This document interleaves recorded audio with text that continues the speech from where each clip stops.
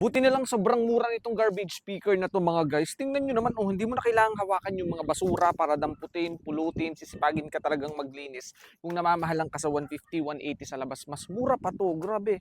Tingnan niyo naman 'yan, oh, kaya nitong linisin, damputin lahat, oh, sisipagin ka talagang ang ganda mga guys, nakakatuwa.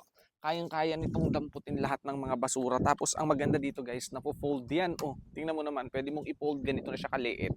Tapos metal yan, makapal, matibay yan mga guys, hindi yan basta mapuputol. O, di ba? Tapos pindot ka lang dito, tapos pick mo lang yan. Di ba? Sobrang ganda, nakakatuwa. Kahit yung mga tsinelas, o kayang-kaya nito yan mga guys. O, kahit yung mabibigat ha, kaya nitong buhatin, kaya nitong damputin. Nakakatuwa kahit mga damo na ganito mga guys. O, naku, malilinis talaga yung harapan mo kapagka meron kang ganitong garbage speaker.